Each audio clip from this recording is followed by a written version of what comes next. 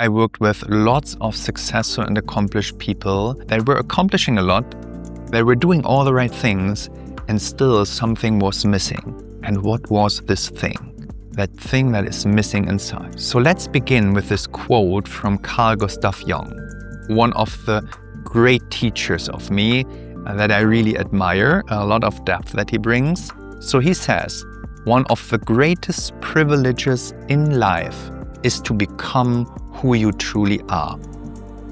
What a profound sentence.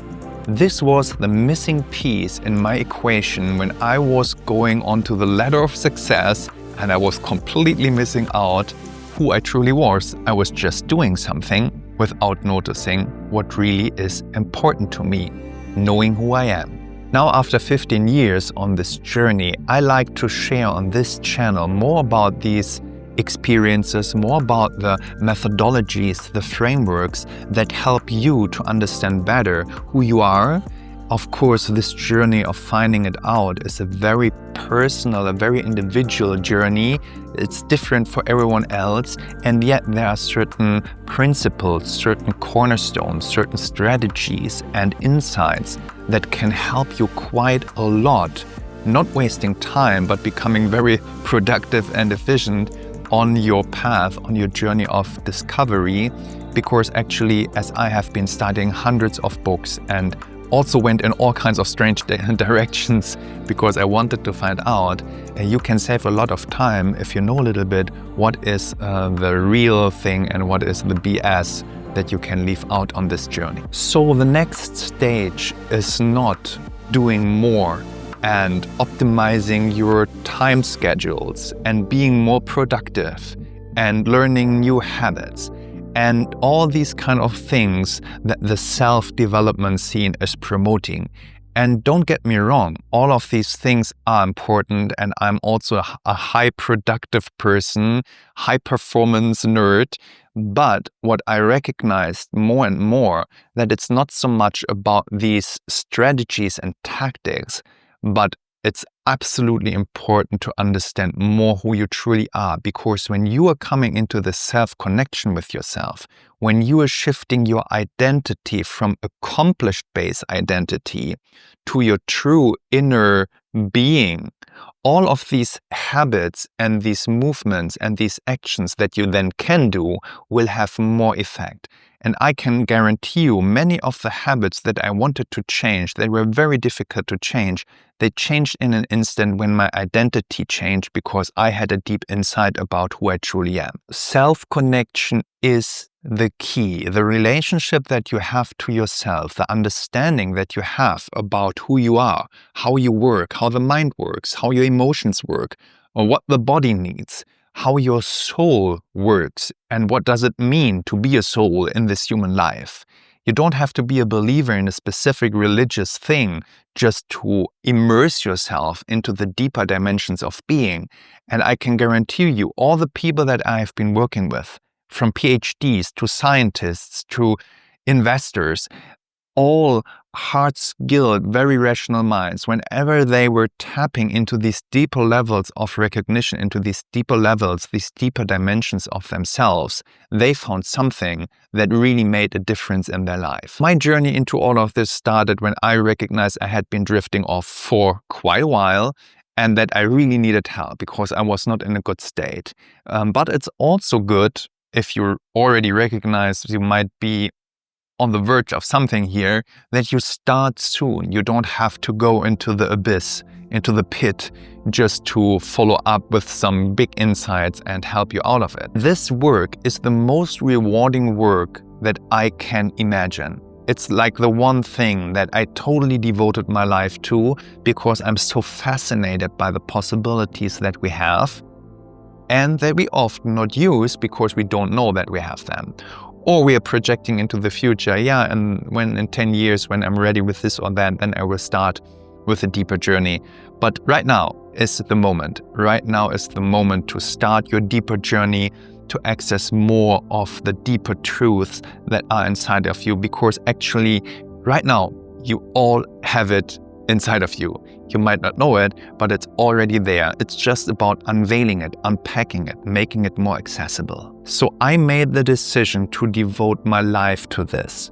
First, for my own personal journey of unfolding, but also in the work with the hundreds of people that I have been guiding. And it's the most fascinating thing, because the shifts that can take place, the transformation from one state to another, from total despair and lack and pain and suffering to inspiration, to creativity, to fulfillment, can be so fast when we learn more about how all of that works, what I call reality design. This is not about manifestation like in The Secret or something where you just wish something or you make affirmations or you project into the future. This is not about magic. Reality design uses awareness and understanding, deep, profound understanding about yourself to create a reality that is in sync and in alignment with who you truly are.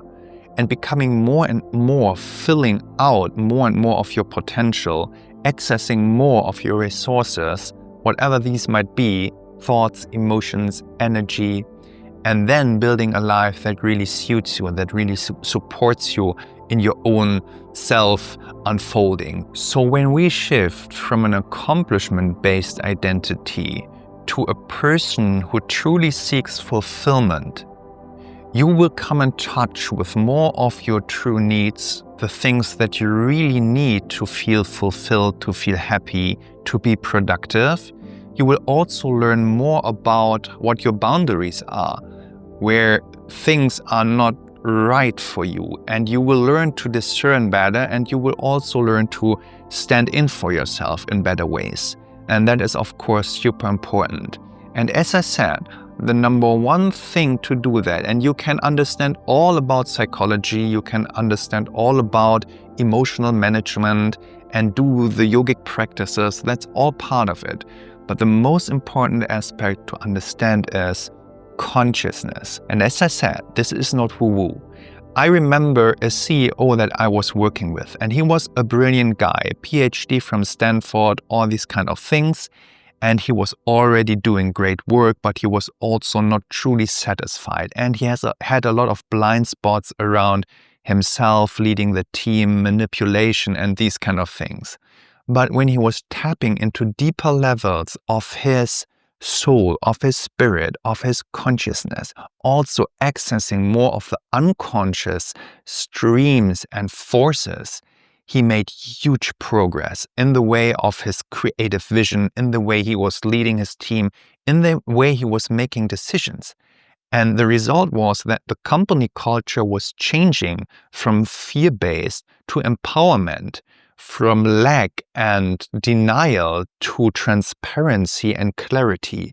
And when I see these kind of shifts, I'm totally sure, and it really makes me happy to see how this work with consciousness really has effective impact in the real world, not just in some dream fantasy, but real effects in the real world. And this is super powerful. This is not about egocentric thought. So this is about having a really good and nurturing and helpful and resourceful relationship with yourself. You don't have to go to the mountains and meditate for 30 years. You don't have to be an ascetic, even that there are phases in life where that is really meaningful.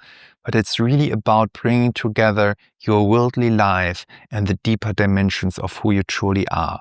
This is profound spiritual practice.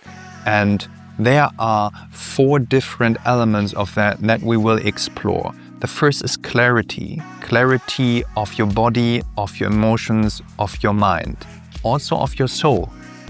The next one is connection.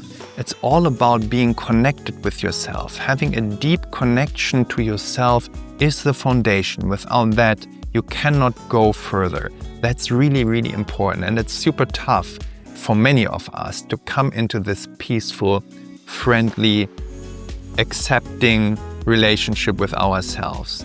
And of course, it's also about relationship to others that will work way better as soon as you have a great relationship with yourself. The third thing is consciousness.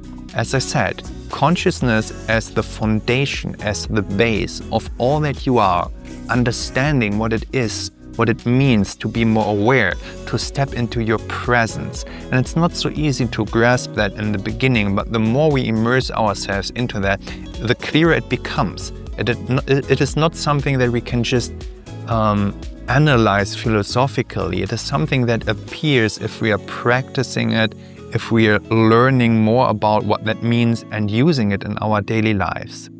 And the fourth point is creativity or creation. Because of course we can understand a lot of things, but then when we are not using that in our lives and bringing that into fruitful action, we don't have something of it.